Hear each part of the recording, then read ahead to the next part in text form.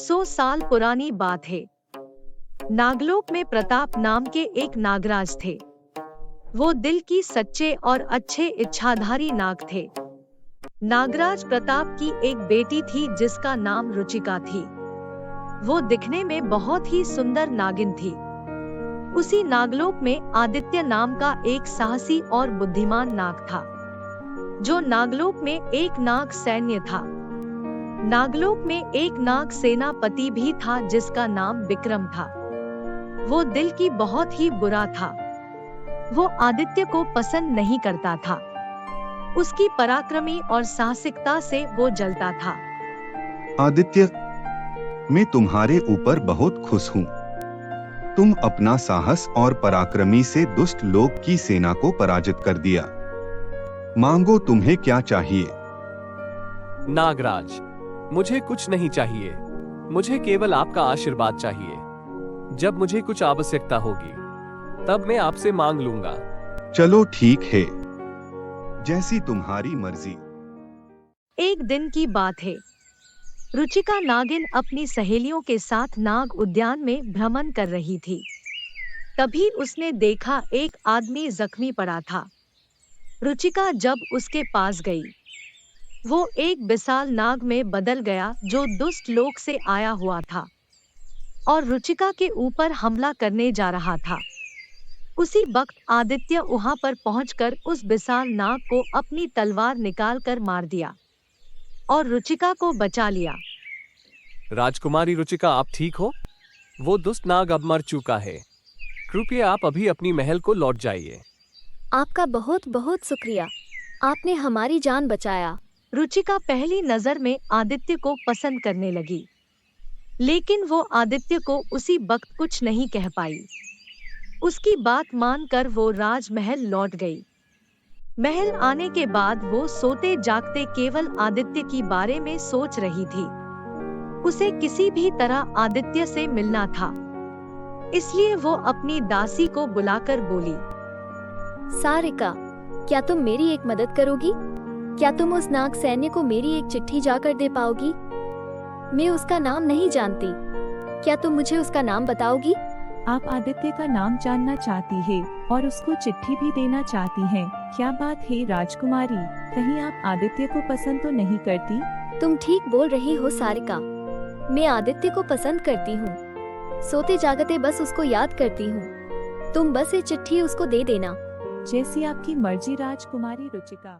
सारिका राजकुमारी रुचिका का संदेशा लेकर आदित्य के पास आई और बोली, आदित्य, राजकुमारी ने आपके लिए ये संदेशा दिया है। संदेशा पढ़ने के बाद आदित्य ने बोला, राजकुमारी रुचिका मुझसे मिलना चाहती है, लेकिन क्यों? शायद उनका मेरे पास कुछ काम होगा। तुम उनसे बोल देना, मैं उनसे मिलने जरूर आऊंगा। राजकुमारी रुचिका नदी के किनारे आदित्य का इंतजार कर रही थी। उसी वक्त आदित्य आके बोला, राजकुमारी, आप मुझसे यहाँ क्यों मिलना चाहती थी? क्या बात है, बताइए, मैं आपकी क्या मदद कर सकता हूँ? आदित्य, मैं आपको पसंद करती हूँ और आपसे विवाह करना चाहती हूँ। क्या आप मुझे पसंद करते हो? आप ये क्या बोल रही हो राजकुमारी? आप नागलोक की राजकुमारी हो और मैं एक मामूली सैन्य। आपका और मेरा विवाह कैसे हो सकता है? मैं नागराज को क्या बोलूंगा? वो मुझ पर कितना विश्वास करते हैं, मैं उनका विश्वास तोड़ नहीं सकता। ये सब तुम मुझ पर छोड़ दो आदित्य। तुम सिर्फ ये बोलो कि तुम मुझे पसंद करते हो या नहीं। मैं पिताजी को मना लूंगी। वो मुझसे बहुत प्यार करते हैं। जब मैं उन्हें हम दोनों के बारे में बोलूंगी, वो हमारी विवाह के लिए मना नहीं करेंगे। अब बोलो, क्या तुम मुझे पसंद करते हो? राजकुमारी, मैं भी कब से आपसे बेमथा मोहब्बत करता हूँ, पर आप एक राजकुमारी हो और मैं एक मामूली सैन्य, इसलिए मैं आपको अपनी दिल की बात बोल नहीं पा रहा था। ये बात सुनकर राजकुमारी रुचिका खुश हो जाती है और दोनों प्यार का गीत गाने लगते हैं। वो दोनों रोज नदी के किनारे मिला करते थे। एक दिन जब वो दोनों नदी के किनारे बैठकर बातें करते थे, तभी नागलोक की सेनापति विक्रम उन्हें देख लिया और वो ये बात नागराज प्रताप को आकर बताया। क्या कहा तुमने? राजकुमारी रुचिका आदित्य के साथ घूम रही है। सेनापति, जाकर उन दोनों को मेरे सामने लेकर आओ। राजकुमारी, आप आदित्य के साथ क्या कर रहे थे? आप एक राजकुमारी हो, एक सैन्य के साथ घूम रहे थे। ये बहुत लज्जा की विषय है। इसके लिए हम आदित्य को मृत्यु दंड देंगे। नहीं पिताजी, आप ऐसा नहीं कर सकते। गलती हम दोनों का है। उसमें आदित्य को अकेला क्यों दंड मिलेगा? हम दोनों एक दूसरे को बहुत पसंद करते हैं पिताजी। हम विवाह भी करना चाहते हैं। मैं आपको ये बात बताने वाली थी पर कभी मौका नहीं मिला बताने का। अगर आदित्य को कुछ हो गया तो मैं भी जीवित नहीं रहूंगी पिताजी। नागराज, कृपया मुझे राजकुमारी दे दीजिए।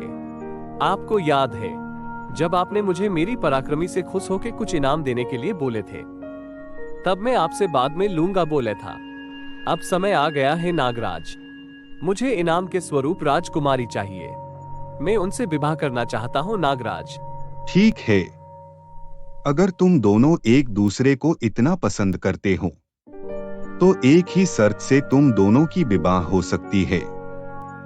जब तुम दोनों पहाड़ी की ऊपर वाली शिव मंदिर जाकर भगवान भोलेनाथ की आराधना करके उनसे इच्छाधारी नाग नागिन होने का वरदान पाओगे, तब मैं तुम दोनों की खुशी खुशी विवाह कर दूंगा। ये तुम दोनों का प्यार का परीक्षा होगा। ठीक है नागराज, हम दोनों पहाड़ी वाली शिव मंदिर जरूर जाएंगे और हमारी मकसद में कामयाब भी जरूर होंगे। आदित्य और राजकुमारी रुचिका नागराज प्रताप की आशीर्वाद लेकर पहाड़ी की शिवजी के मंदिर जाने के लिए निकल पड़े। वहाँ पे जाकर वो दोनों भगवान भोलेनाथ की तप में लीन हो गए। धूप, बारिश और ठंड में भी वो भोलेनाथ की निरंतर तप करने लगे। समय बीतता गया। आखिर में भगवान भोलेनाथ उन दोनों की तपस्या से प्रसन्न होके उनको इच्छाधारी नाग नागिन होने का वरदान दिया। इस बीच लालची सेनापति विक्रम राज सिंहासन के लिए काली विद्या सीख कर नागराज प्रताप का हत्या करके सिंहासन हड़प चुका था।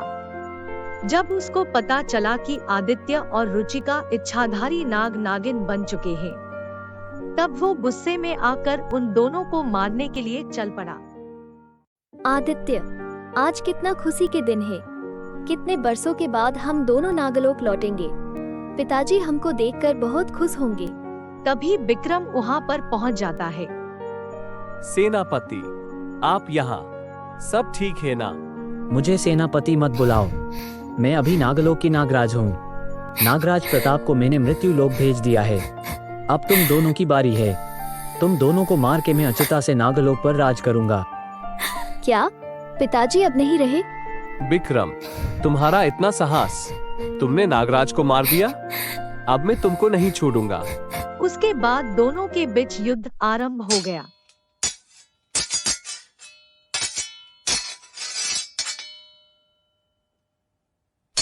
युद्ध बहुत समय तक चलता रहा।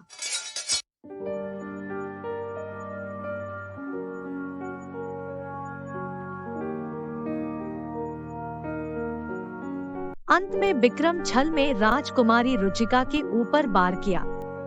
राजकुमारी फिसलकर घई में गिर गई। राजकुमारी को बचाने के लिए आदित्य जब आगे बढ़ा, तब पीछे से विक्रम उसके ऊपर वार कर दिया।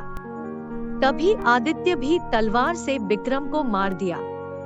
अभी राजकुमारी और आदित्य का भी मौत हो चुका था, पर सच्चे प्यार का कभी अंत नहीं होता। वो एक दूसरे को पाने के लिए दूसरा जन्म भी लेते हैं। 100 साल के बाद अपने प्यार को पाने के लिए आदित्य और रुचिका का पुनर्जन्म हो चुका था। इस जन्म में उन दोनों का नाम आकाश और श्रुति रखा गया। आकाश के पिता एक स्कूल टीचर थे और श्रुति के पिता एक बहुत बड़े बिजनेसमैन थे। देखते ही देखते आकाश और श्रुति 18 साल की हो गए।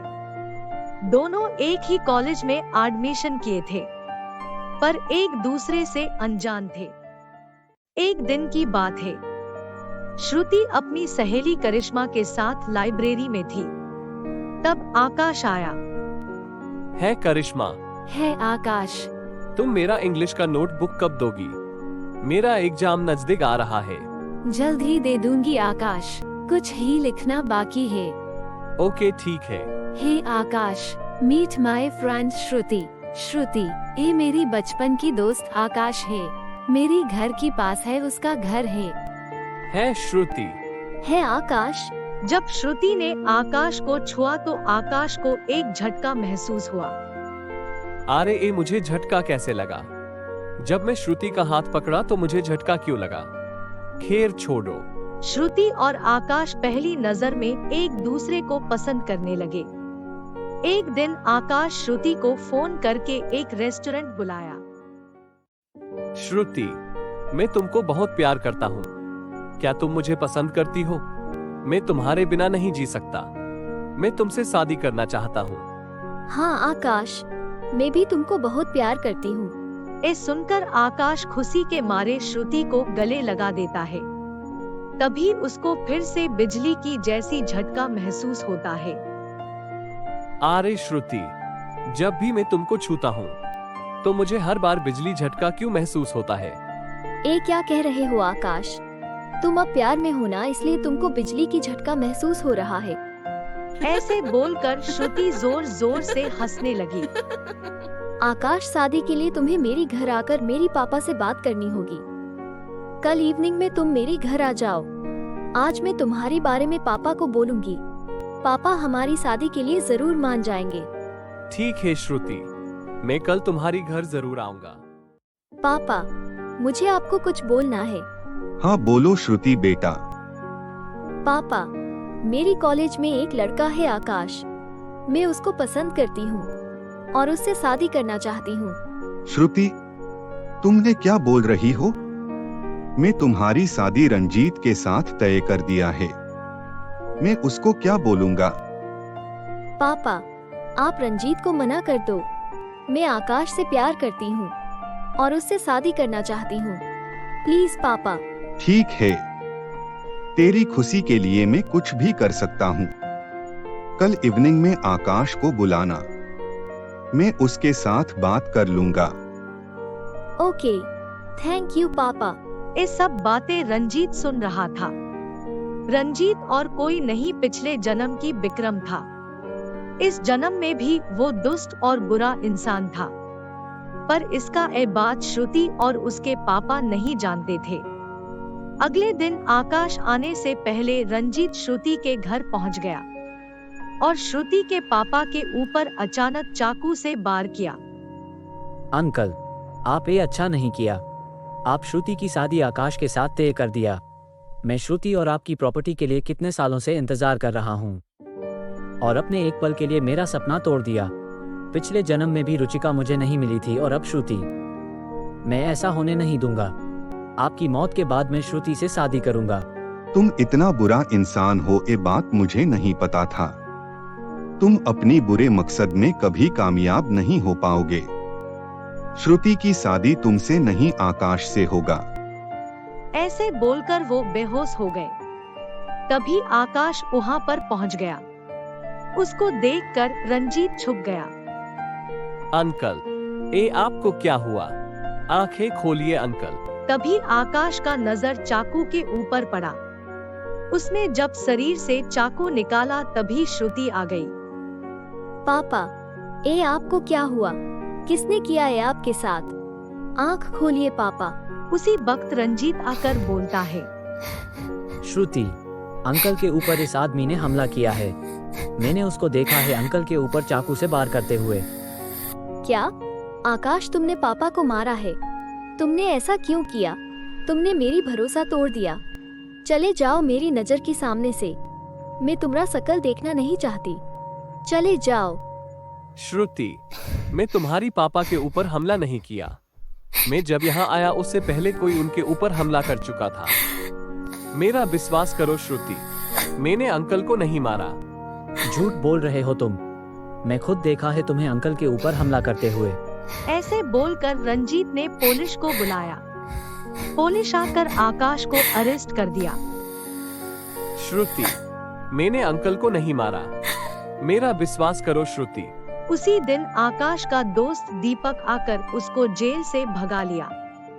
वो दोनों भागते भागते उसी जगह पर पहुँचे जहाँ पिछले जन्म में आदित्य और रुचिका भगवान भोलेनाथ का तपस्या किए थे।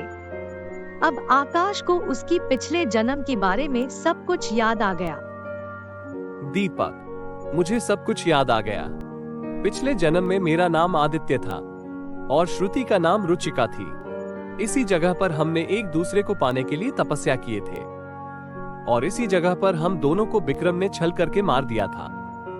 अब मुझे सब समझ में आ गया। रंजीत ही विक्रम है। दीपक, क्या तुम मेरा एक मदद करोगे? क्या तुम श्रुति को यहाँ पर लेकर आ पाओगे? यहाँ पर आने के बाद उसको सब कुछ याद आ जाएगी। ठीक है आकाश, मैं पूरी कोशिश करूंगा श्रुति को यहाँ लेकर आने के लिए। ऐसे बोलकर दीपक वहाँ से चला गया। श्रुति, मुझे तुमको एक बात बोलनी है। दीपक, अगर तुम आकाश के बारे में मुझे कुछ बोलना चाहते हो तो तुम यहाँ से चले जाओ। उसने मेरे पापा की ये हालत कर दिया है। मैं उसको माफ कभी नहीं करूँगी, इसलिए तुम यहाँ से चले जाओ। श्रुति, आकाश ने तुम्हारे पापा के ऊपर हमला नहीं किया। तुम एक बार मेरे साथ पहाड़ी वाली शिव मंदिर चलो, तुम्हें सब याद आ जाएगा।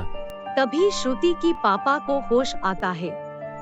श्रुति, मुझ पर हमला आकाश ने नहीं किया था। रंजीत ने तुमसे शादी करने के लिए और मेरा प्रॉपर्टी के लिए मुझे मारना चाहा। आकाश बेकसूर है। तुम दीपक के साथ आकाश के पास जाओ और उसे माफी मांगो। श्रुति दीपक के साथ पहाड़ी वाली शिव मंदिर पहुंची। उस जगह पे पहुंचकर उसको उसकी पिछले जन्म के बारे में सब याद आ गया। उसने आकाश के पास जाकर उसको माफी मांगी। आकाश ने भी उसको माफ कर दिया। उसी वक्त रंजीत श्रुति का पीछा करके वहां पर पहुंच गया। तुम दोनों को जितना खुश होना है हो जाओ, क्योंकि पिछले जन्म की तरह इस जन्म में भी मैं तुम दोनों को मार दूंगा। रंजीत, पिछले जन्म में तुम हम दोनों को धोखे से मारा था, पर अब ऐसा नहीं होगा। फिर दोनों के बीच लड़ाई शुरू हो गई। बहुत देर तक लड़ाई चलता रहा और लड़ाई में आकाश बुरी तरह घायल हो गया। ये सब देखकर श्रुति व्याकुल होकर भगवान भोलेनाथ को प्रार्थना की। भगवान, पिछले जन्म में आप हम दोनों को अलग कर दिए, पर इस जन्म में हम दोनों को मिला दो भगवान, वरना आपके ऊपर इंसानों का भरोसा टूट जाएगा। ऐसे बोलकर वो भगवान के सामने जोर जोर से रोने लगी। अचानक चारों दिशा रोशनी से भर गई। भगवान शिव जी से एक तेज रोशनी श्रुति और आकाश के ऊपर आ गिरी। देखते देखते वो दोनों बड़े नाग नागिन में बदल गए। उनके ऊपर रंजीत का कोई भी बार असर नहीं पड़ रहा था और वो दोनों रंजीत को मार दिए। उसके बाद वो दोनों भगवान का शुक्राना करके घर लौट गए। कुछ ही दिनों में उन दोनों की शादी हो गई और वो खुशी खुशी रहने लगे और उन दोनों की प्यार की जीत हो गई। आपको मेरी वीडियो अच्छी लगी है तो अपने फ्रेंड्स के साथ शेयर जरूर कीजिए और हाँ दोस्तों, लाइक और सब्सक्राइब करना मत भूलिए।